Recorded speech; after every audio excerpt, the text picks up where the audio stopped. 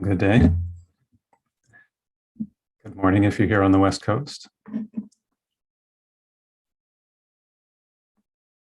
Hoping you're well.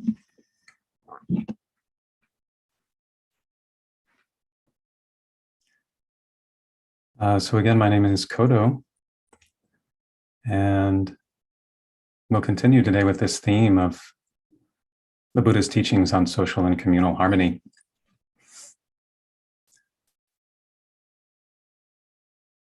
The first day in the meditation, we just grounded ourselves, sort of stilling, inviting a sense of ease and samadhi and settledness. Yesterday in the meditation, we moved to metta, loving kindness practice, and today we'll turn to compassion. So we'll start in much the same way,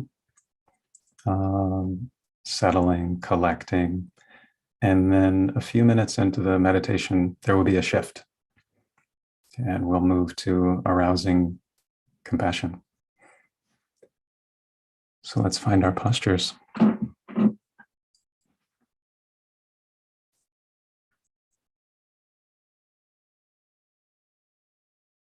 Whether you're seated or reclining.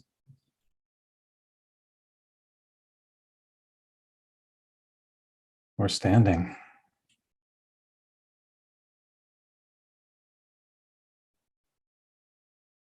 Or walking.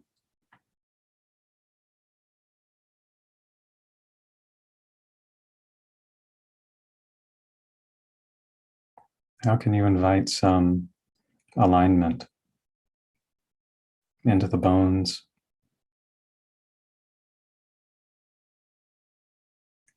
balance in the muscles,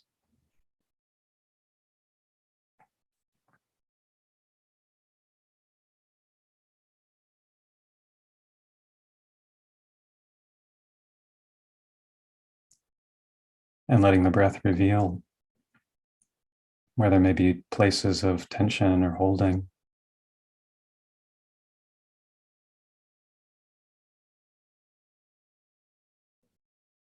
And letting the breath help us relax.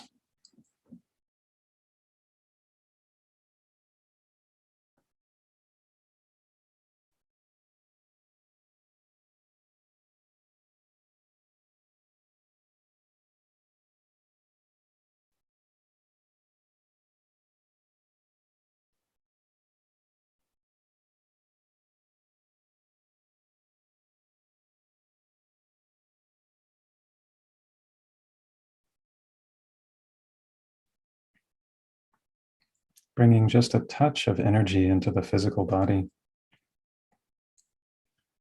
Maybe that means lengthening the spine just a little.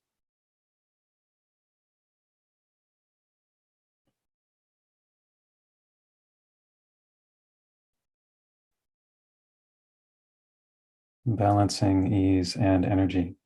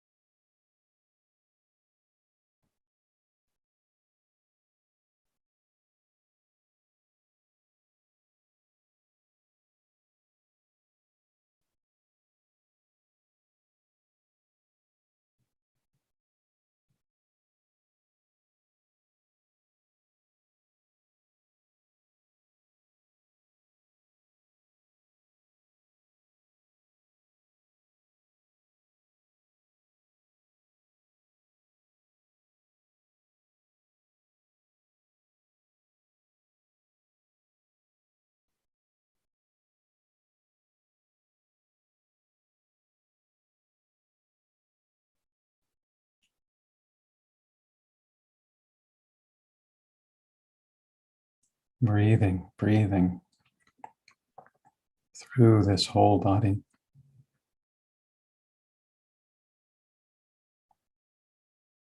For now, centering the attention on the sensations of breathing.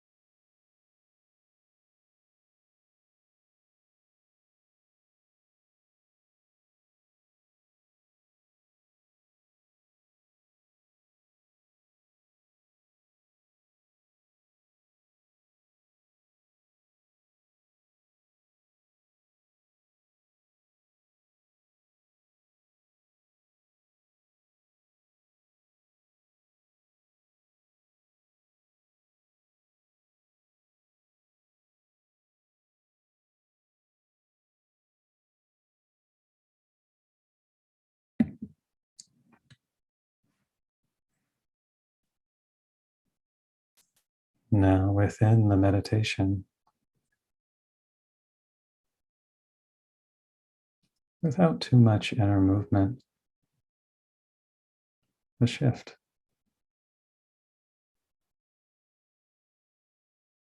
The shift to arousing compassion, which we'll try this way.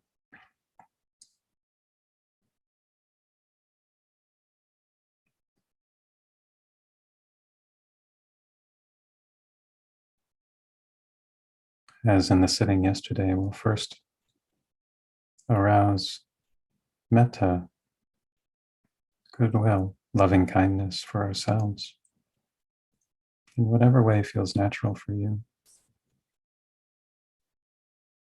Intending our own well-being, and feeling in the whole body and mind, feeling the wish, may I be happy.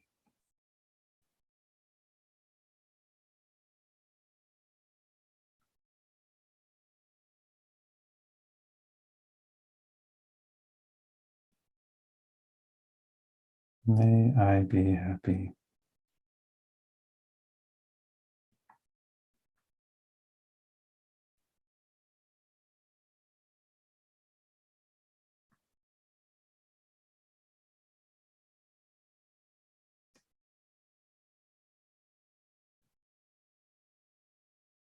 With just the beginnings of metta,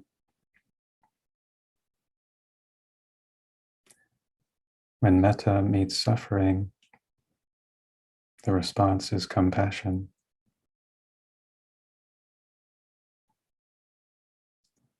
We can turn this wish for well-being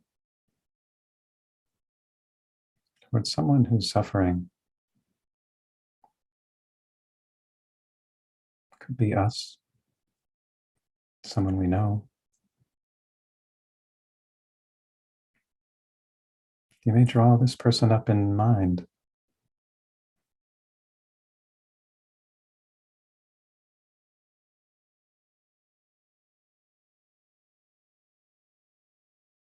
Sense what it's like to be with them.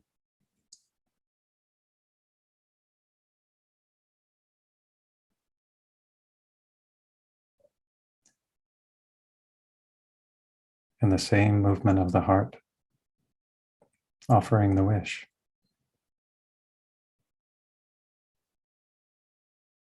May you be happy.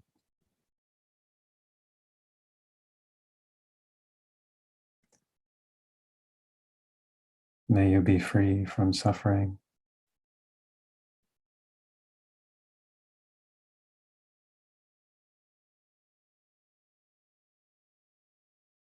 May you be free from harm and affliction.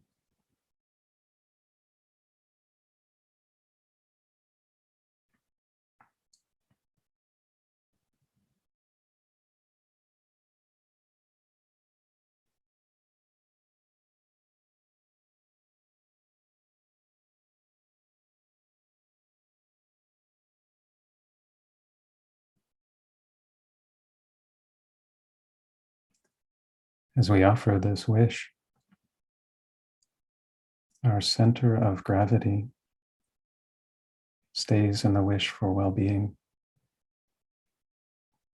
May you be happy.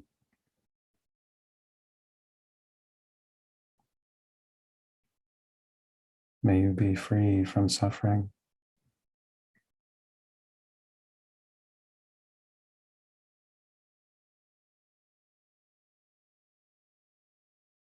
May you be safe from harm and affliction.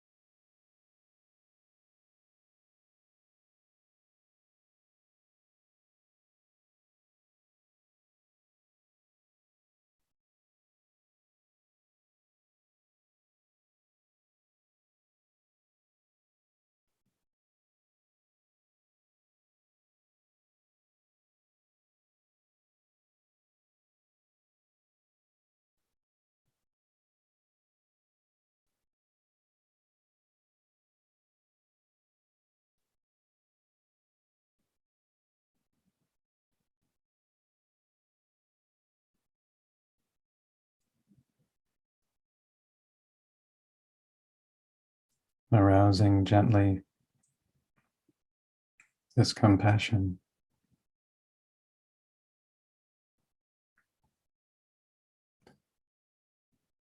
inviting it to well up in the heart.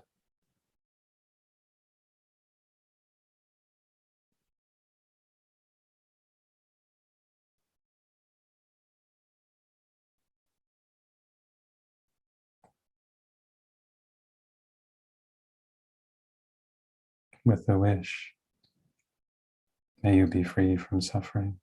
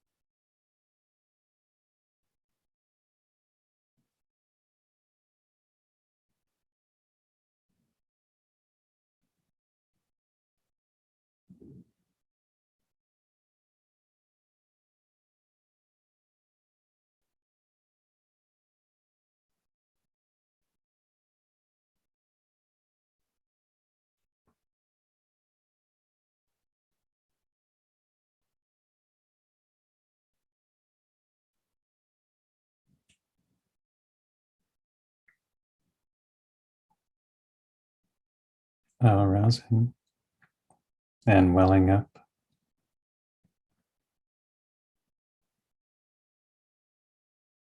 Compassion can be like that amber light at sunset,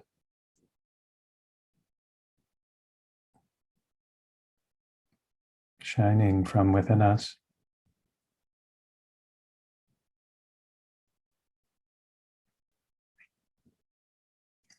Now we can offer this compassion to all beings, experience suffering. First in the direction in front of us,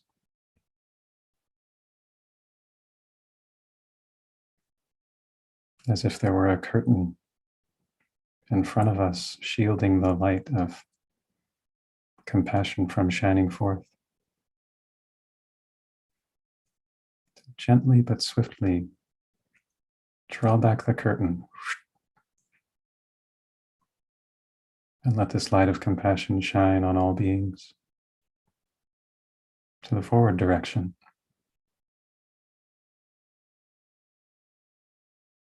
May all of you be free of suffering.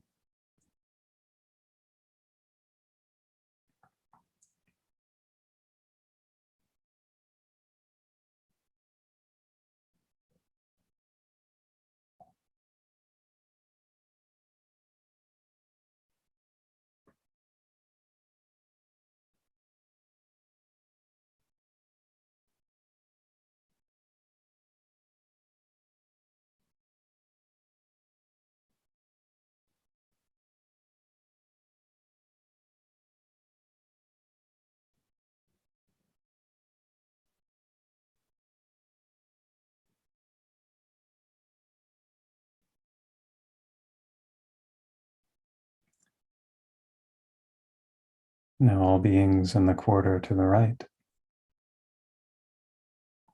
drawing back the curtain swiftly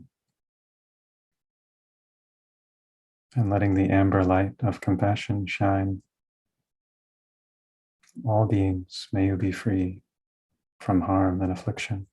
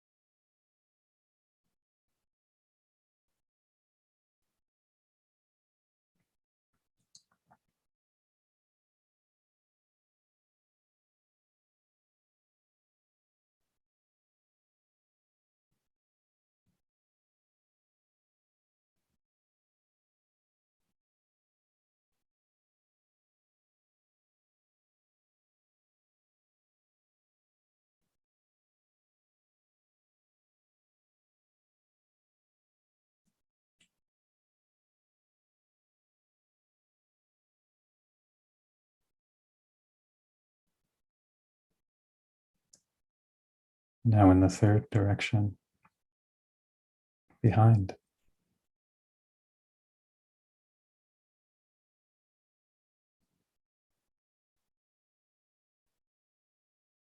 Uncovering the light of compassion, swiftly drawing back the curtain. May all beings behind be free from suffering.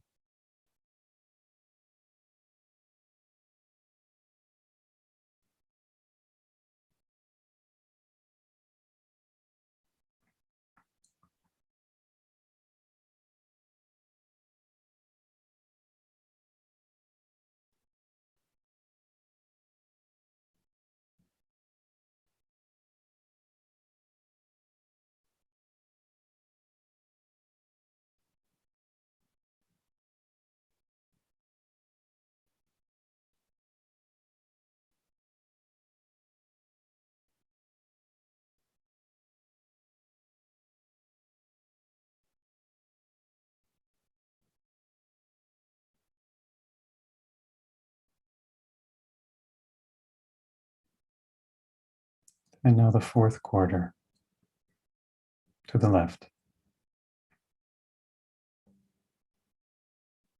drawing back the curtain and letting the light of compassion shine.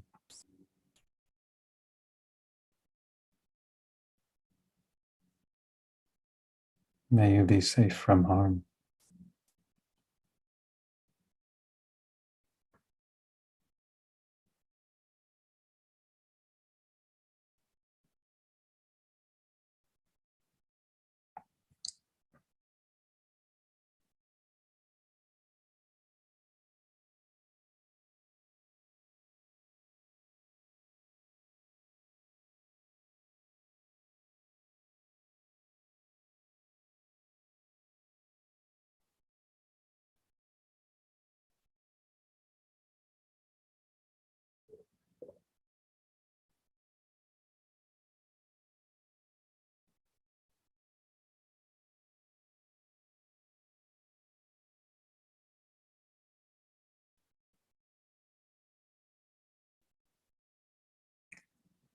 Now below in the downward direction,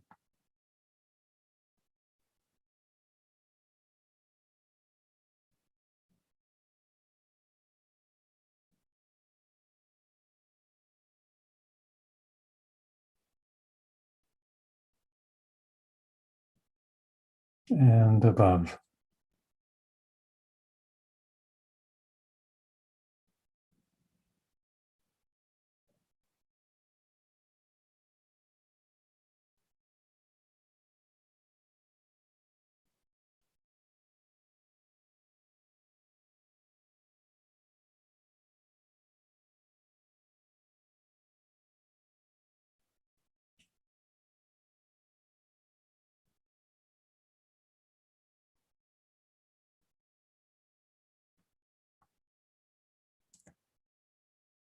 In front, to the right, behind, to the left, above and below. All beings in all directions.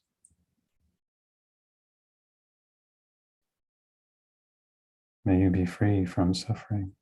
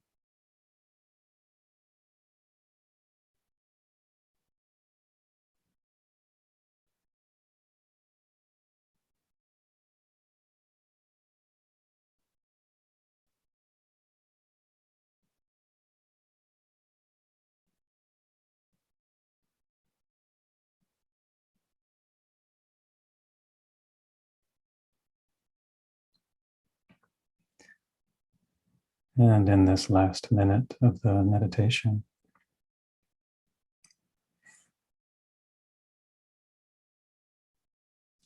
relaxing back into ease, relaxing any effort in the method, to register any goodness that's come.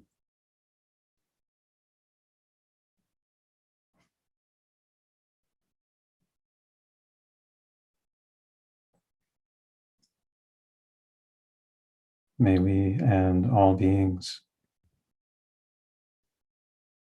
be equally nourished by this goodness.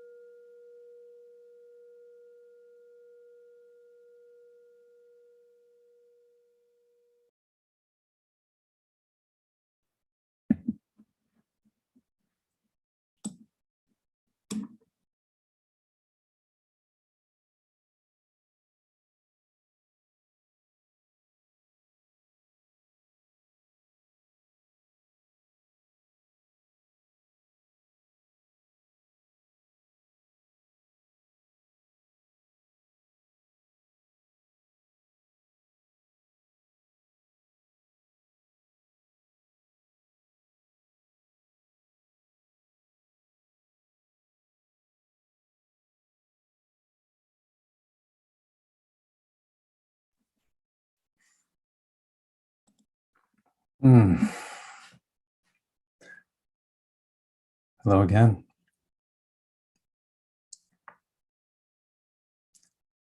Just having a moment to transition. It may be in the transition to say thank you so much for your practice. It's no small thing.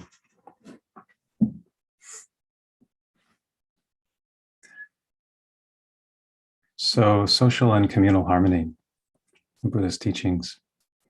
To recap a bit where we've been, what we're talking about is that the practice of social and communal harmony in the Buddhist teachings begins with right view.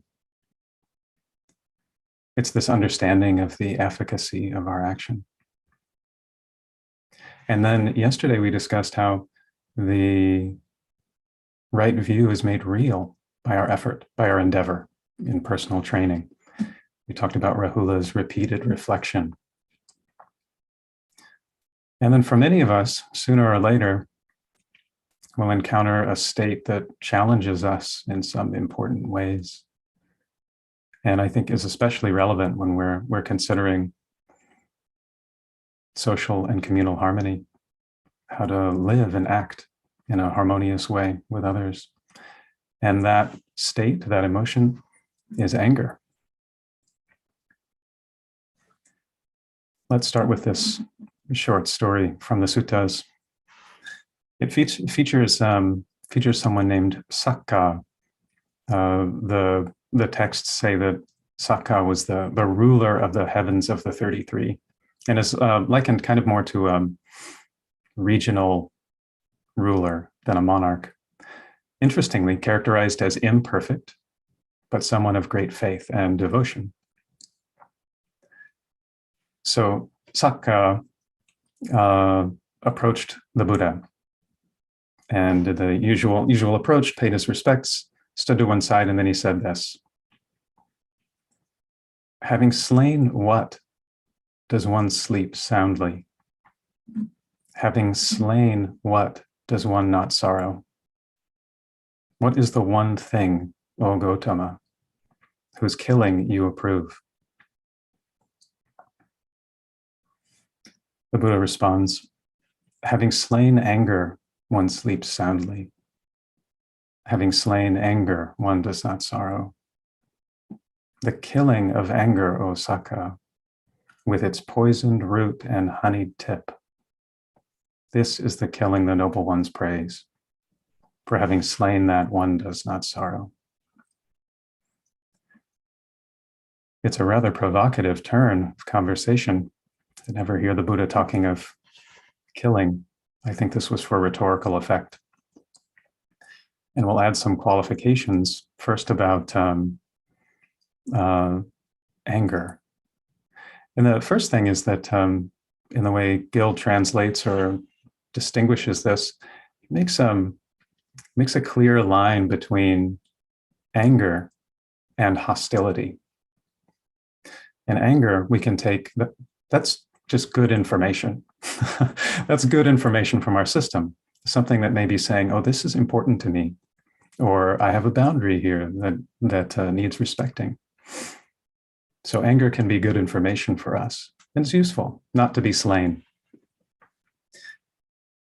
And so Gill will translate the word here that Bhikkhu Bodhi was translating as anger as hostility, which has something of the edge of the impulse to harm or cruelty, the opposite of this compassion practice we were just doing. There are all sorts of anger, of course, stay for longer or shorter times. One that's particularly sticky, I think for many of us, a form of anger, a form of hostility that can linger is resentment. And there's an interesting sutta in the Anguttara Nikaya where the Buddha talks about 9 variations on how resentment is conditioned by our thinking. And in that teaching, more or less, it's ways that we rehearse and re-rehearse and re-rehearse. This other person did harm to me or my loved ones, or they're supporting my foes. There's this really great expression in English, nursing a grudge, where we're feeding a hostility. I think there's a clue to how hostility is harmful to us in the teachings that said that hostility is what an enemy would wish for us. And I have to wonder, after our first couple of days of teaching, is Rahula's repeated reflection even possible when we're heavily under the sway of hostility? Do we have the presence of mind to be able to reflect? Is the action I'm about to take harmful? Is it helpful? Is it cause for affliction for myself, for others, or for both? Or is it for our well-being? It's challenging to do this when we're under the sway of hostility. The poison root and honeyed tip has such an influence. We're encouraged to be circumspect, of course, in the interest of our own welfare and social and communal harmony. So a story I'm about to tell, I think without mentioning it, is pointing to what I think of as the missing piece when it comes to practicing with hostility, and that is our practice of mindfulness of emotions. Now, when I was quite young, I learned how to drive on an old Volkswagen Bug, this like tan Volkswagen from the 1970s. And young me, I was sort of amazed at the power of the clutch. And up until then, I had thought there was this direct relationship. You press the gas and the car goes.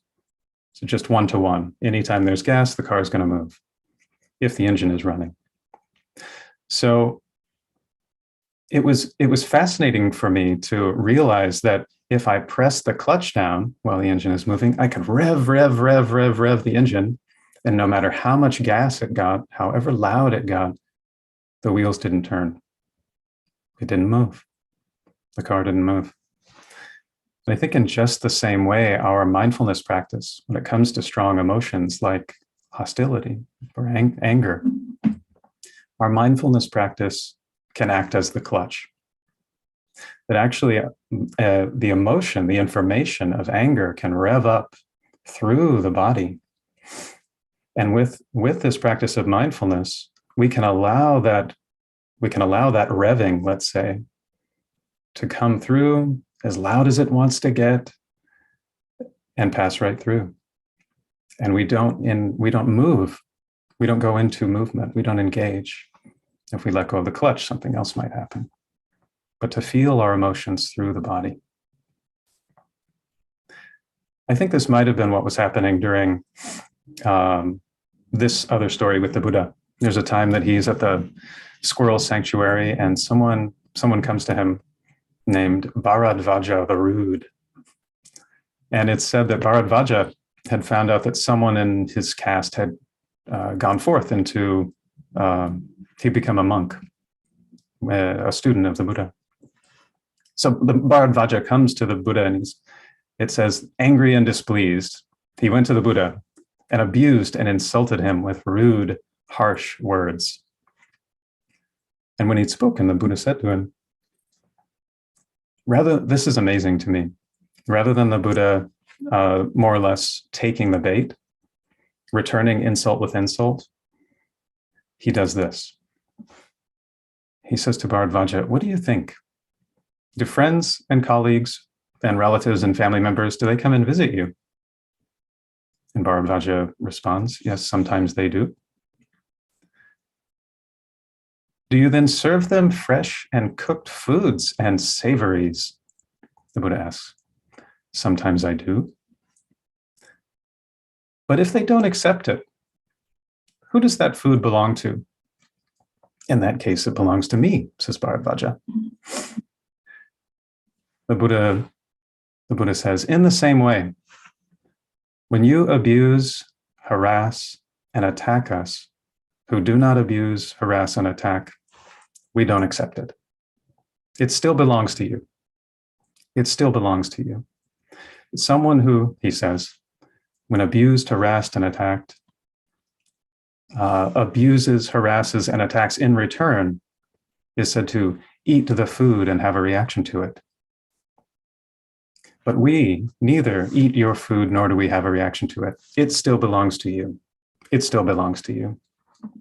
I don't know if you can imagine this, but someone coming forward with an insult, with hostility, and having the presence of mind that reflection, that moment of pause, that push of the clutch, that allows their strong energy to come to you. And then we have the moment of pause and reflection and choice to decide how to engage. It's not automatic that we meet insult with insult. And in this case, the Buddha is kindly explaining that those insults, the Bharadvaja can keep them. They're not his. So in the Buddha's sort of keen analysis in other places, he talks about various causes of anger, hostility, and resentment. Some of them are things like envy, stinginess. Some of them are linked to craving and seeking and attachment. And some of them are linked to views, or strong holdings of opinions. But there are these wise ways that I think we start to encounter how to live with the very human impulse to anger, how to respond to it in others. And I think we can base what will become a full, rich, functioning practice in Rahula's repeated reflection, knowing before, during, and after, is this action I'm about to take helpful? Is it harmful?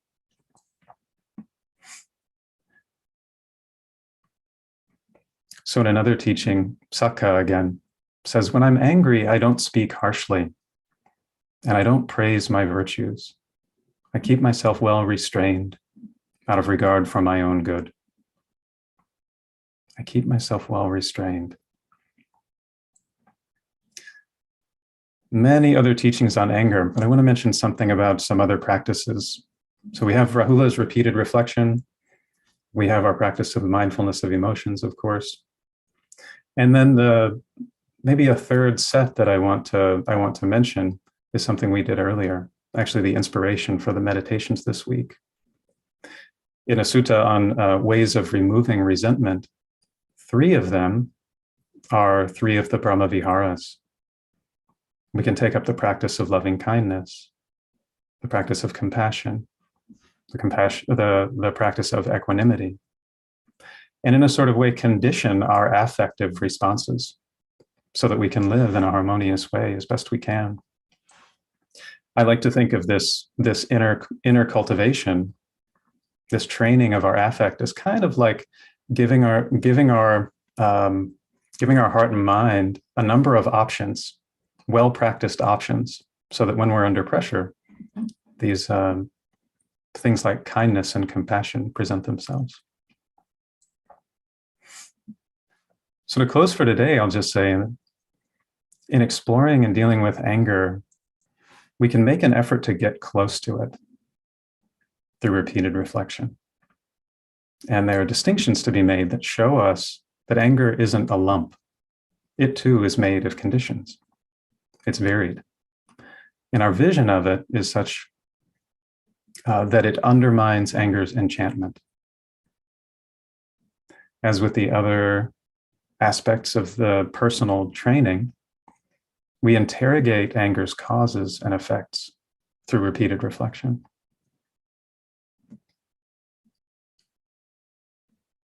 So even with anger, hostility, very human aspects of our experience, we practice with these diligently, and we find ways to be with them. We discover them for ourselves. How to live with these in a way that's of benefit to ourselves, a benefit to others, and a benefit to everyone. This is what practice is asking of us. Tomorrow we'll move on to good friendship and mutual benefit. May our practice together this morning nourish us, and may it be that our reflections, our meditation, our faith in the Buddha's path, may that be for the support of social and communal harmony in small ways and large. Please take very good care of yourselves.